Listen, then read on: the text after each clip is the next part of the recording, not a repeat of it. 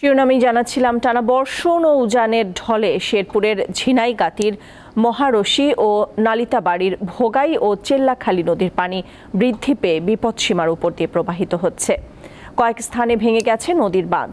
এতে জেলার শতাধিক গ্রামের নিম্নাঞ্চল প্লাবিত হয়েছে। পানিবন্দী হয়ে পড়েছে শত শত পরিবার। পাহাড়ি ঢলে পানি প্রবেশ করেছে ঝিনাইগাতি উপজেলা শহরে।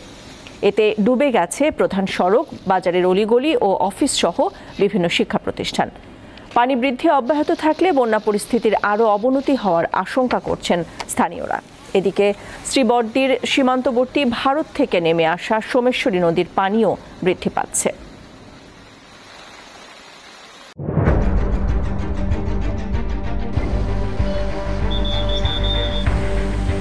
পুরো ঘরে আমার মালামাল সহ একবারে চাপা দিয়ে লইয়া পুড়ে গেছে। এটা মুখে বল দেখবে যাবে না যে রাস্তা কতটুক দিয়ে ভাঙছে।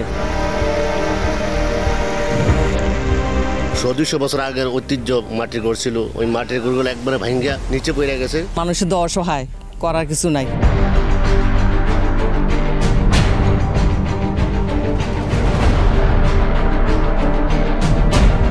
দীপ্ত সংবাদ, সবার আগে, জনস্বার্থ।